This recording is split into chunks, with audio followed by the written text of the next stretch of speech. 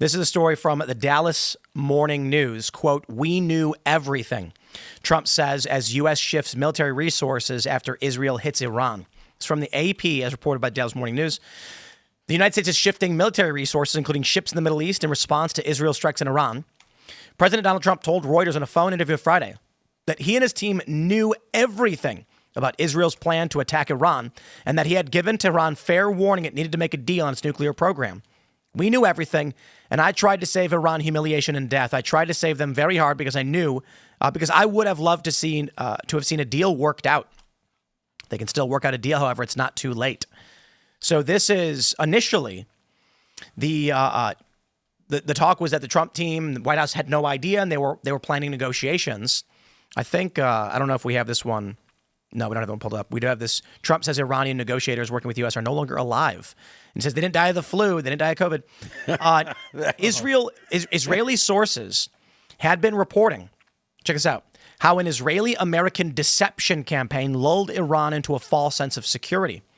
Israeli official says Trump's warnings to Netanyahu not to attack, as well as stories of Israeli officials flying to the U.S.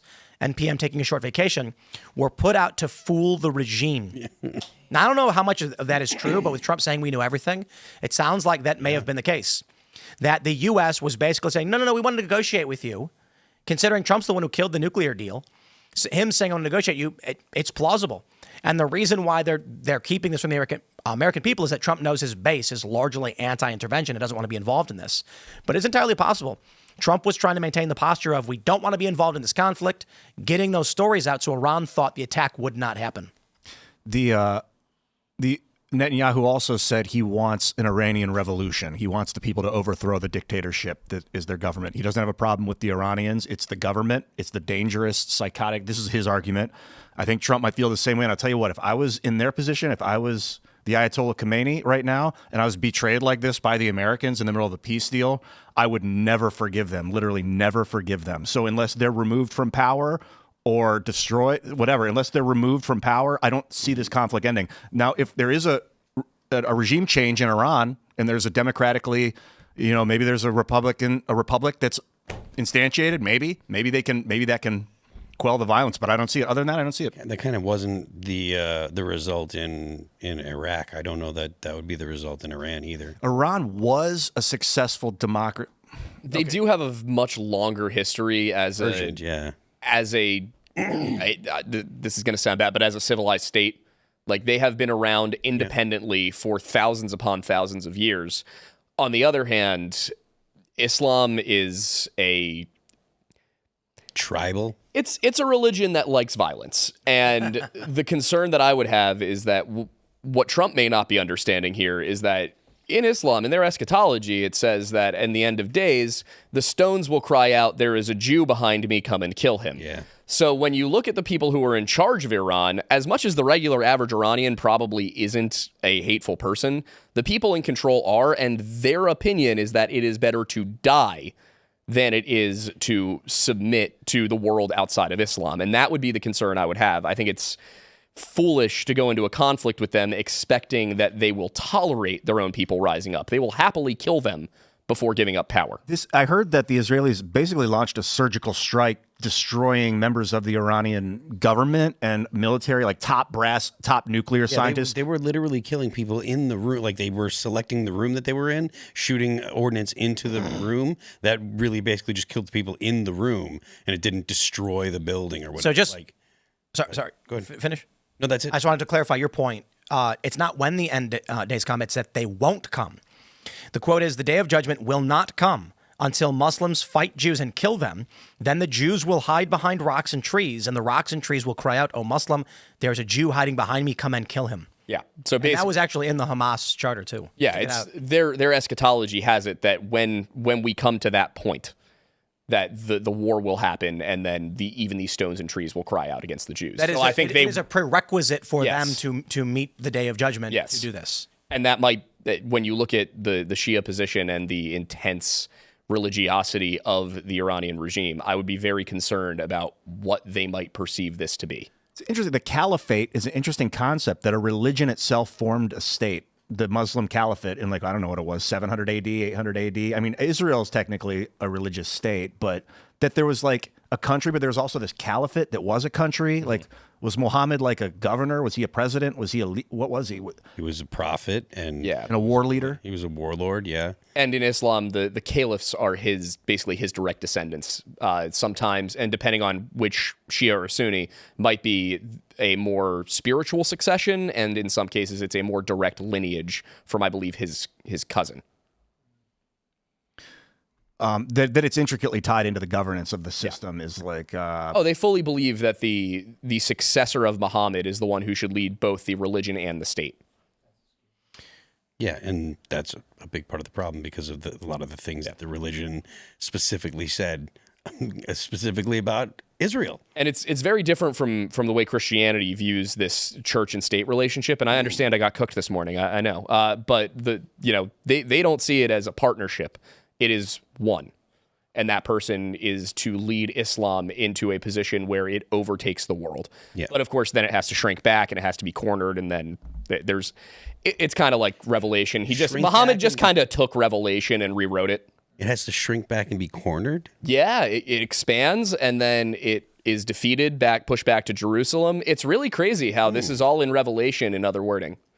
And then 600 years later, some guy in Arabia is like, hey, we're going to do that too. You know, as a bit of a tangent, Muhammad reminds me a lot of Alexander the Great in his story. He was like a middle-aged war leader, and then hugely successful. People followed him. Then when he died, his generals split up his empire and formed their own countries or cults or groups. Is the same thing that happened with with Alexander. Similar thing. Yeah, very. I think Alexander was poisoned by his men, though. I don't think. I definitely think there's also like an interesting conversation happening in which obviously now it's looking like Donald Trump knew everything, right? That could mean two things. It means we were playing Iran to kind of surprise it, or it could mean Israel had always informed us what they were planning on doing, and I was actually trying to strike a deal with Iran through these last weeks. And I mean, look, like how much time they gave Iran, right?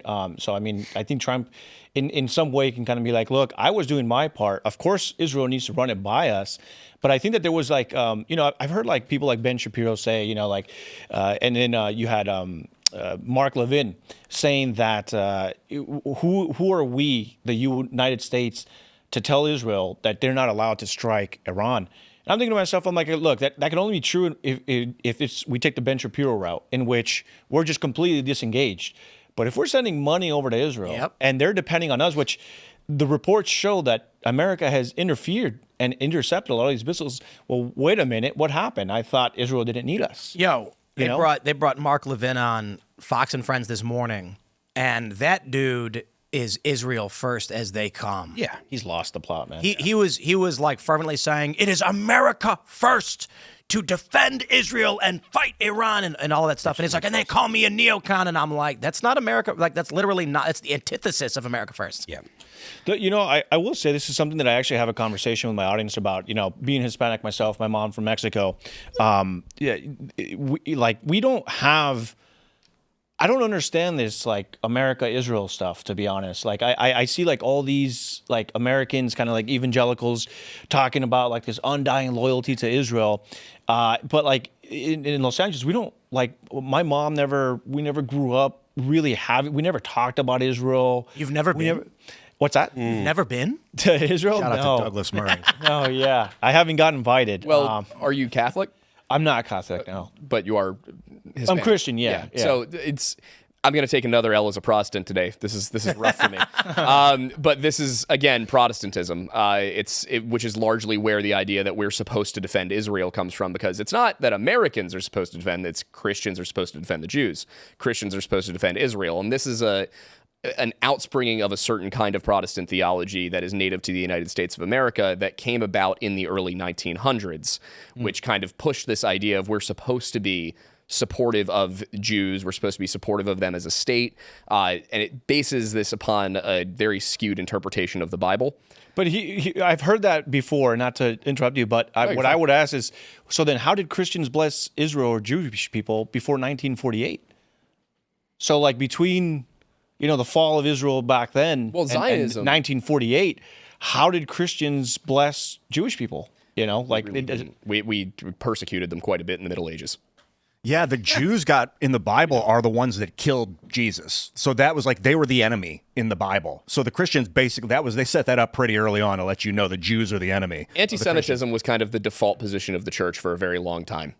Not necessarily like Hitler's version of it, but they are others. They should not be included amongst us has been the way it's been viewed for a very long time. Then the Zionist movement appeared in like the 1850s, and they were like, well, we want to set up a Jewish state. Let's work together with the British Empire, this big British corporate empire, whatever, with the East India Trading Company, and they set up Israel. They basically worked on this plan to get the country of Israel. So the politics of Israel don't matter at the local level. It's only when you start talking geopolitical, the point of that country being where it is, to protect the Suez Canal, to dominate the trade region.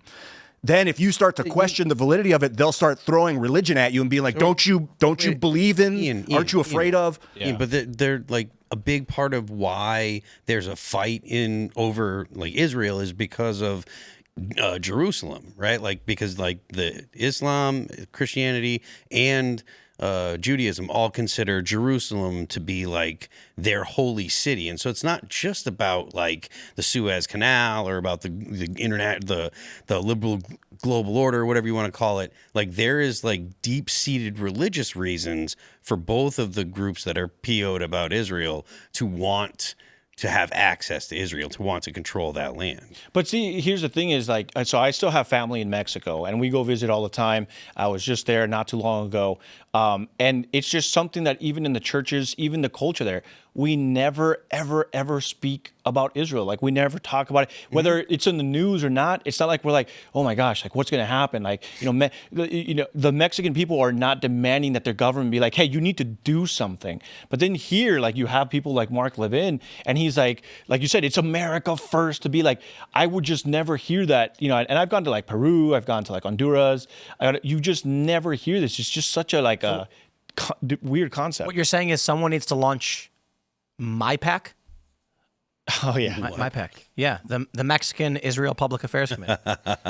See, that's the thing. You don't have an APAC in Mexico. Well, the Israelis on MyPAC. Yeah, the Israelis have already infiltrated the Mexican government. They're what about Canada? Do they have a SciPAC?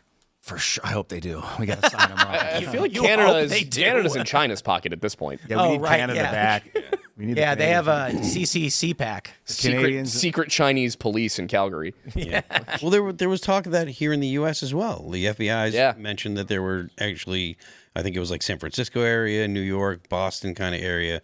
Can I just? So, I'm sorry, it's Friday the 13th. Oh yeah, it is. And we're just off the full moon. I wish I could say it was a full moon, but that was the 11th. Oh, hot. Yeah. So we're close enough. So it's 95% illumination on energy. 95% illumination, Illuminati. That proves it. Yep, he's got it. That God is real. I think that the reason you don't hear about it as much in Mexico, and we do in the United States, and I wonder if they hear about it in Britain. I don't know. Maybe you guys know more, or in Australia, the Five Eyes spy club. I feel like they set up Israel and gave it nuclear weapons. And I say they, I mean like the liberal economic order that hold out of the British, corporate empire. I call it corporate because when they created the East India Trading Company, that thing took over India, took over China, it took over. So they set it up. They gave it weapons. They basically created a nuclear bulwark in the East to protect our interest, the liberal economic order's trade interests, and they're highly obsessed with maintaining it. That's why you hear about it constantly in the Five Eyes countries. It's the world order. When George H.W. Bush said in the early 90s, 93, he said some people can imagine a new world order. The phrase "new world order" literally was a reference to the liberal economic order and the restructuring of it. And then when a bunch of people started saying the new world order, they weren't describing a proper noun as capital N, W-O. They were saying lowercase n, capital W. Yeah, like at one point, the liberal economic order was a new world order at that period of history. So they wanted another one. There's actually a soundbite of President Biden saying, it was one of his ramblings early on, and he was talking about, there's actually a soundbite of him saying in front of like a press conference saying that a top general told him in a top secret meeting that the liberal world order began after World War II. And I was like, what a very odd thing to say. Here we go. And it just kind of went into that. But here we go. Is more 1991 than one small country. It is a big idea, a new world order, where diverse nations are drawn together in common cause to achieve the universal aspirations of mankind. What was it? Hold on. What is at stake is more than one small country. Okay. The universal aspirations of mankind: peace and security, freedom, and the rule of law. And so I say we must clean the house of white America of racism. Americans who are in the white majority should be proud to stand up and be heard denouncing the sort of racist rhetoric we heard on that tape, so loudly and clearly denouncing it that our black fellow citizens can hear us. White racism may be black people's burden, but it's white people's problem. I don't know what that has to do with the New World Order, but it's in the same clip. That was the Sister Soldier moment. It's just so weird. Yeah. Forgettable. Well, there's the New World Order, the proclamation, and for, like you said, 20 years, people thought it was a conspiracy theory. People like Alex Jones would talk about it, and they thought he was like, and they in the WWF they had the corporate press created a proper noun, New World Order. You can search for it on Wikipedia, but it was never a proper noun. It was a descriptive phrase for the Council on Foreign Relations, the International Monetary Fund, the World Bank, all the system that was called the Liberal Economic Order or the Liberal World Order. Thanks for checking out this clip from Timcast IRL. Make sure to watch the show live Monday through Friday at 8 p.m. Subscribe to this channel, and we will see you all there.